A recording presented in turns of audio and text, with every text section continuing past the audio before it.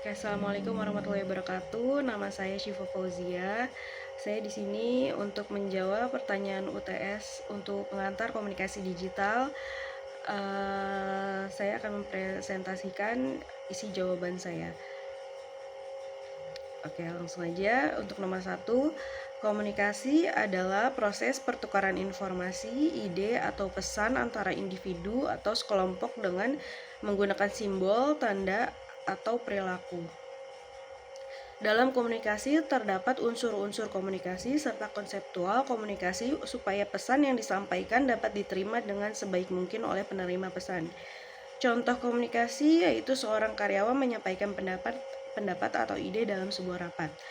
Untuk nomor 2, pesan nonverbal adalah bentuk komunikasi yang disampaikan tanpa menggunakan kata-kata, melainkan melalui isyarat, gerak tubuh, ekspresi wajah, nada suara, atau elemen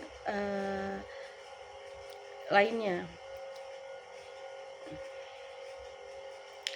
Pesan nonverbal seringkali melengkapi, menggantikan, atau bahkan bertentangan dengan pesan verbal. Pesan verbal dikategorikan menjadi 3 kelompok, yaitu kinesik, prosemik, dan paralinguistik. Dalam sebuah komunikasi, pesan nonverbal memiliki peran penting karena dapat menyampaikan emosi, sikap, dan makna yang mendalam tanpa kata-kata. Lalu untuk yang bagian B-nya,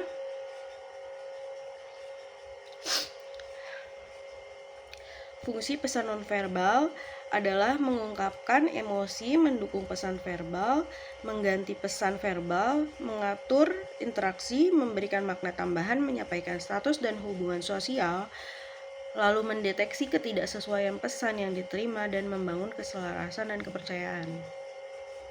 Lalu untuk bagian C, komunikasi tanpa kata memiliki peranan yang penting dalam pendidikan jarak jauh meskipun tantangannya berbeda dibandingkan pembelajaran tatap muka. Dalam kuliah daring, komunikasi nonverbal membantu memperkuat hubungan antara pengajar dan mahasiswa, meningkatkan partisipasi, serta memudahkan pemahaman materi dengan memanfaatkan ekspresi wajah, gestur, nada suara, dan visual yang menarik. Pengajar dapat menciptakan pengalaman belajar yang lebih interaktif, partisipatif, dan bermakna. Pendekatan ini juga dapat membantu menjaga keterlibatan mahasiswa sehingga materi dapat tersampaikan dengan baik. Meskipun ada keterbatasan jarak. Agar komunikasi nonverbal efektif dalam PJJ, pengajar dapat menggunakan ekspresi wajah yang positif, gestur yang relevan, nada suara yang bervariasi, dan kontak mata virtual dengan kamera. Selain itu, tampilan visual yang menarik dan konsisten dapat menyampaikan pesan nonverbal sangat penting untuk menciptakan pengalaman belajar yang menyenangkan dan produktif. Oke, untuk nomor 3A, komunikasi yang baik dan efektif adalah cara penyampaian pesan sehingga pengirim dan penerima bisa saling memahami dengan jelas. Pesan yang disampaikan tidak hanya mudah dimengerti dan relevan, tapi juga disesuaikan dengan situasi, kebutuhan, dan karakteristik penerima. Komunikasi yang efektif biasanya ditandai dengan kejelasan empati dan adanya respon timbal balik. Dengan begitu, pesan dapat diterima dan dipahami seperti yang dimaksudkan. Lalu untuk bagian B-nya, kapan dalam dunia kerja komunikasi digunakan untuk memberikan arahan, berbagi ide, atau berdiskusi dengan tim. Dalam hubungan pribadi, komunikasi membantu membangun rasa percaya dan penyelesaian konflik. Di bidang pendidikan, komunikasi memastikan siswa memahami materi yang disampaikan. Sedangkan dalam layanan pelanggan, komunikasi membantu memberikan solusi yang tepat sesuai kebutuhan klien. Lalu mengapa? Untuk meningkatkan efisiensi dan produktivitas.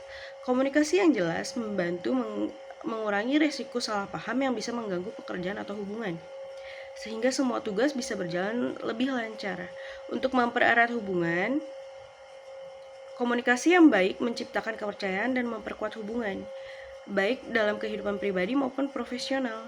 Untuk mencegah konflik, dengan menyampaikan pesan secara tepat, kita bisa menghindari kesalahpahaman yang sering kali menjadi penyebab konflik. Untuk mendukung pengambilan keputusan, informasi yang disampaikan dengan jelas membuat semua pihak lebih mudah memahami situasi sehingga keputusan bisa diambil dengan lebih tepat.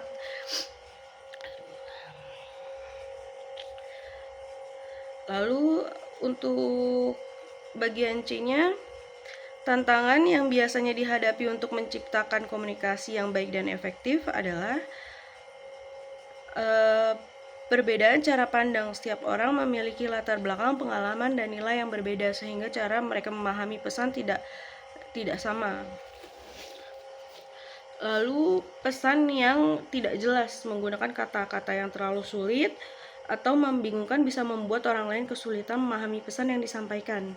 Media yang tidak tepat, jika topik yang penting disampaikan lewat media yang kurang sesuai, seperti membahas masalah besar melalui pesan teks, komunikasi jadi kurang efektif. Lalu kurangnya tanggapan atau timbal balik. Tanpa adanya respon atau timbal balik dari penerima, pengirim pesan tidak bisa tahu apakah pesannya sudah diterima atau dipahami dengan benar atau belum. Lalu faktor emosi dan ego. Rasa marah, takut, dan ego yang terlalu besar seringkali menghalangi komunikasi yang terbuka dan jujur. Lalu gangguan dari sekitar, hal-hal seperti kebisingan, masalah teknis, atau perhatian yang teralihkan bisa mengganggu jalannya komunikasi. Lalu yang terakhir adalah perbedaan budaya dan bahasa. Perbedaan dalam budaya atau bahasa bisa menimbulkan kesalahpahaman saat menyampaikan atau memahami pesan. Oke, baik, cukup sekian jawaban dari ujian UTS saya. Saya Syifa Fauzia, pamit undur diri. Jika ada salah, saya mohon maaf sebesar-besarnya. Masih banyak kekurangan dan saya berterima kasih untuk perhatiannya. Wassalamualaikum warahmatullahi wabarakatuh.